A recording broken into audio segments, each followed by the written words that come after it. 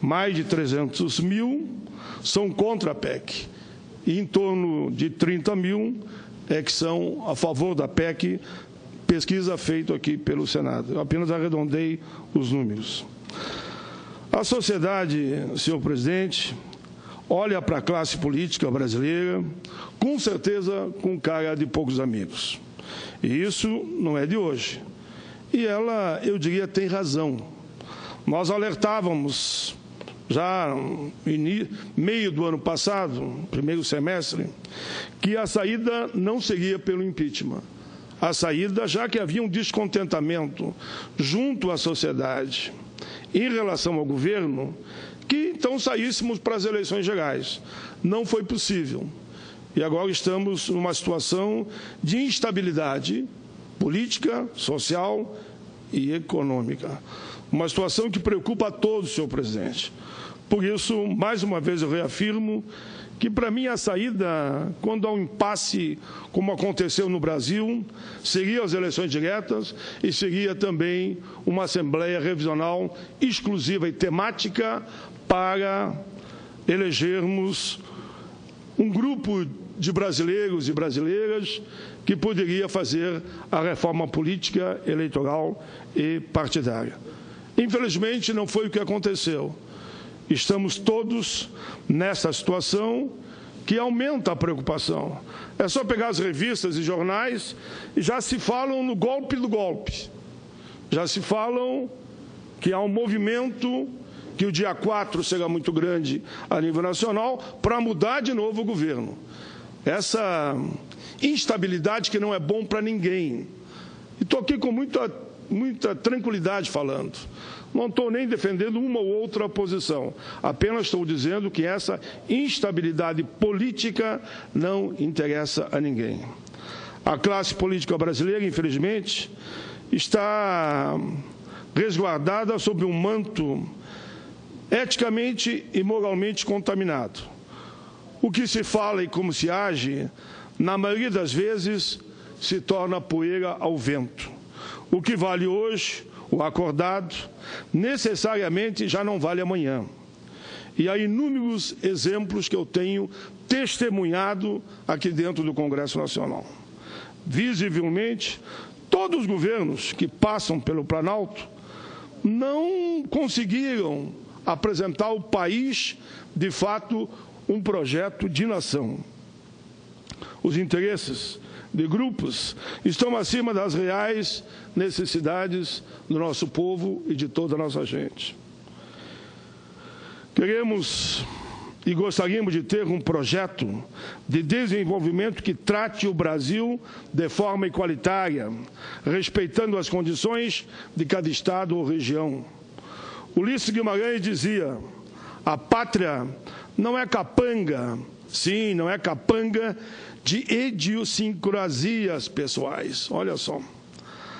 Há décadas se apontam as mazelas do nosso país. Agem de forma a indicar soluções, mas a resposta na prática não aparece. E quando aparece, repito, o benefício acaba sendo para esse ou aquele grupo.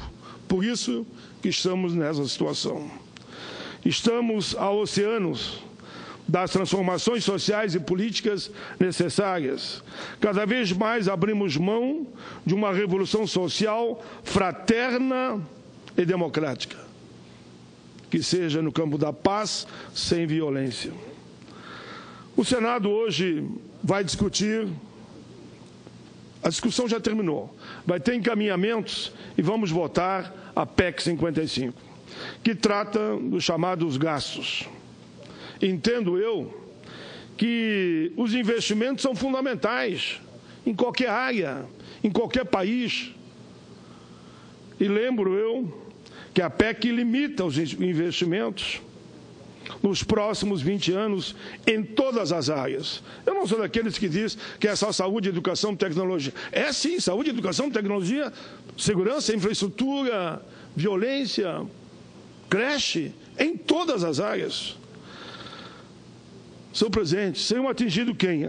A saúde, a educação, a ciência, a tecnologia, a agricultura familiar, previdência, que não tem PEC 55 sem reforma da Previdência.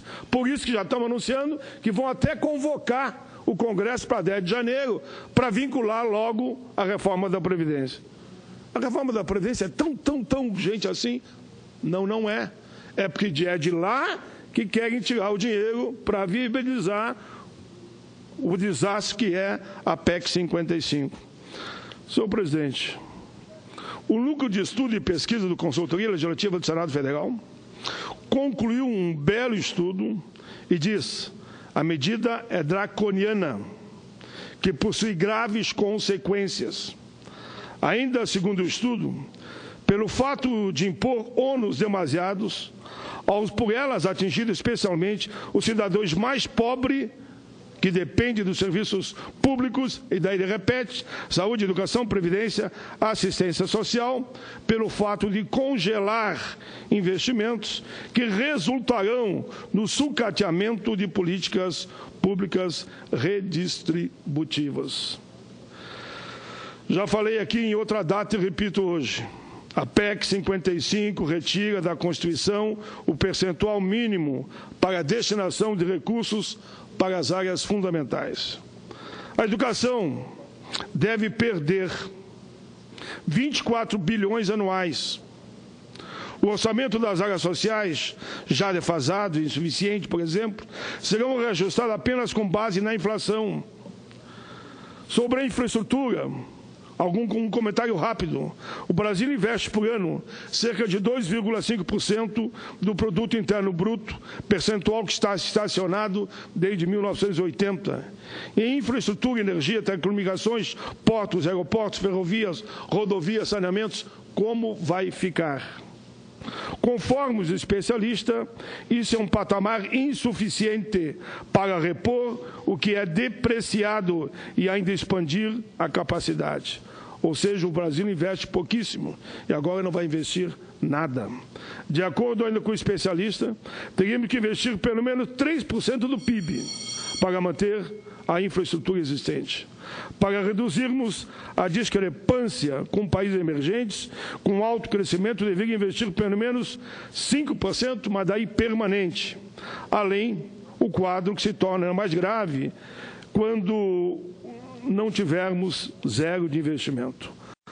Senhor presidente, eu quero terminar, porque o meu tempo de fato acabou, dizendo o seguinte: eu pedi que fizesse um estudo, e esse estudo foi me entregue, e mostra o seguinte: nenhum país do mundo, nenhum, adotou esse critério. Alguns países chegaram a caminhar na linha de fazer um acordo político, tipo de um pacto de controle de investimento nas áreas que entendiam que era possível. Mas no máximo por 4 anos. E depois de 4 anos, esse pacto era mantido ou não. O único país do mundo que está fazendo isso é o Brasil. Veja bem, eu tenho dados aqui que é do FMI. Tenho dados aqui que é da ONU, que diz que o Brasil vai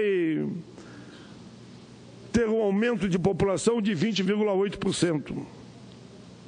Ora, se isso acontecer, nós somos 20 milhões, 200 milhões, vamos dizer que 20% sobre 200 milhões, somos um pouco até mais que 200 milhões, teremos mais, no mínimo, 40 milhões de pessoas, sem nenhum tipo de investimento, com o mesmo orçamento de hoje.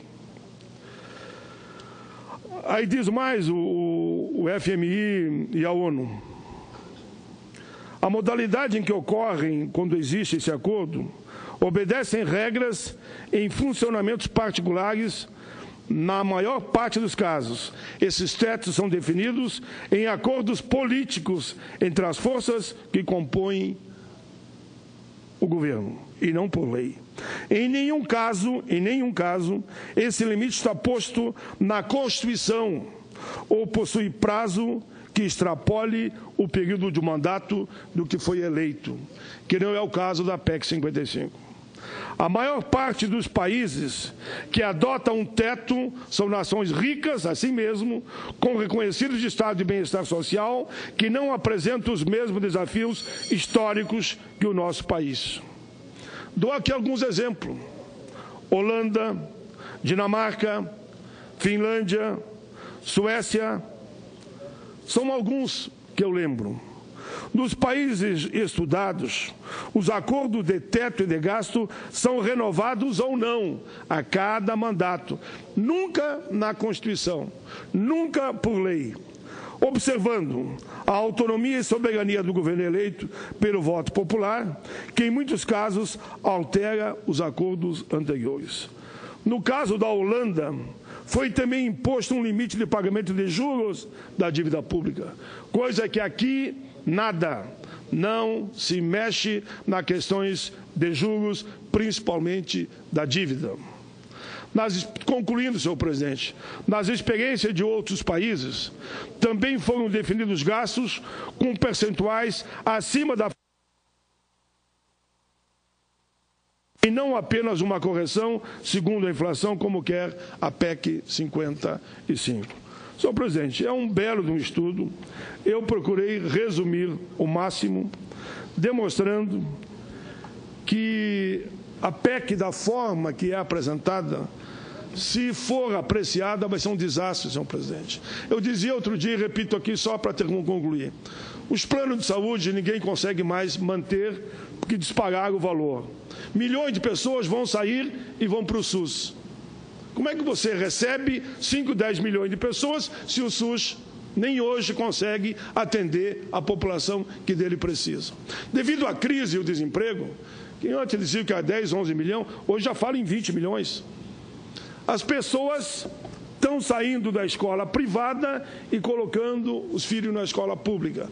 Aí teremos outros milhões e nós precisaremos, senadora Fátima, especialista na área, mais professores, mais escolas, mais infraestrutura. E como se está tudo congelado por 20 anos? Senhor presidente, eu espero que essa casa reflita com calma hoje, não vote de forma atropelada, estabeleça aqui um debate tranquilo para que a gente possa caminhar no outro sentido e que essa PEC não seja aprovada. Eu, como disse, na época do impeachment, no meu currículo não vai constar esse voto. Eu sou um democrata pleno e eu digo aqui de novo, no meu currículo não constará o meu voto como alguém que aprovou uma proposta de emenda constitucional que congela os investimentos no país por 20 anos.